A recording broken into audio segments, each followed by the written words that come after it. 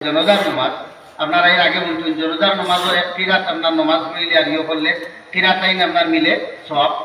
তো জনজার নমাজ আরম্ভ হয়েছে। জনজার নমাজ তো ফরজে কেফায়া, ফরজে কেফায়া কয়জনে আদায় করলেও আদায় হয়ে যায়।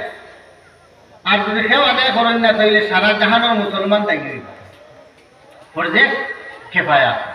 তো আমি মসজিদের ইমাম আসলাম, ও মসজিদ ও হামথায় এক মানুষ মারা গেছে, জনতার নমাজ আরম্ভ হয়েছে আর জনতার নমাজ শুরু হয়ে যায়, আমি দৌড়িয়া গেছি, তোরা স্পিডে গেছি আর কি। স্পিডে গিয়া নমাজও শরীর হইতাম করিয়া। যারা বেজান মানুষ বাদ, যারা জনতার নমাজ পড়িতরা যদি পড়েন 100 জনে আরো 150 জন আমি বাদ, এই নমাজও নাই। তো আমি তো গেছি, একজনে 150 দেখিয়া নমাজ শেষ করিয়া আপনার ঘুরার বাদে আমার ডাক দিয়েছেন, ডাক দিয়া কইলা কইলা আমার বেটায় জিগাইছে, ও হাফিজ দিয়ে আপ মৌলবী है क्या हाफिज है, आपने मौलाना ना हाफिज क्या? আমি কইলাম क्यों क्या हुआ? बोले नहीं पहले ये बताइए आप मौलवी है या हाफिज है? আমি কইলাম আমি তো মৌলवी। फौर बादे बेटा कोई आपको ये मसला मालूम नहीं है, नमाज जनाजा फर्ज किफाया है, कुछ लोग अदा करने से अदा हो जाएगा।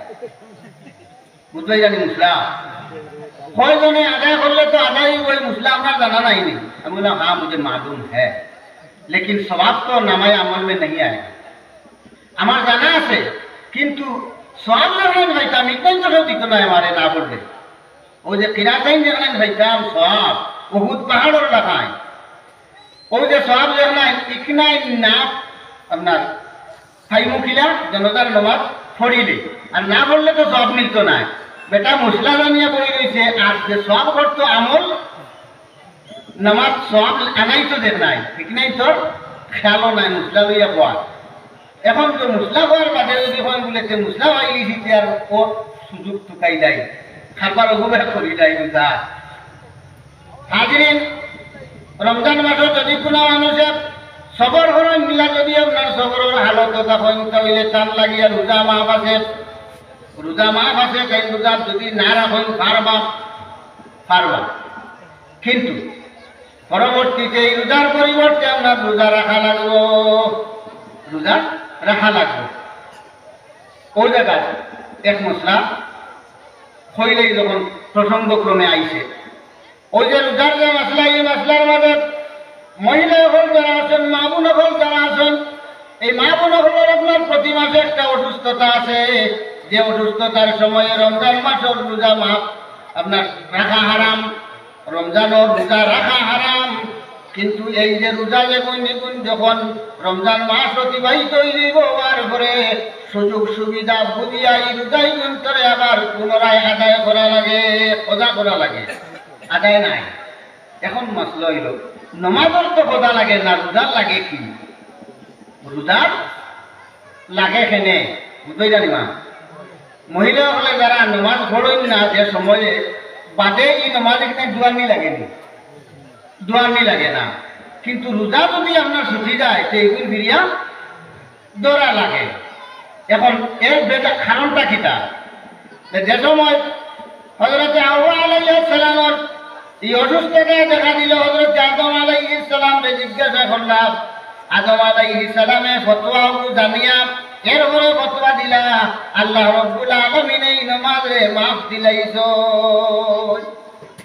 কিন্তু যখন রমজান মাস আইল আওয়ার পরে এই অসুবিধায় দেখা দিল, তখন কেয়াস করি লাইছেন যে রমজান মাস যখন নমাজ না পড়লে আল্লাহ নমাজরে মাফ দিলাইছেন, মাফ দিলাইছেন, নমাজ না পড়বার আদেশ হয়ে গেছে, ফিরিয়া কুরানি লাগেন না।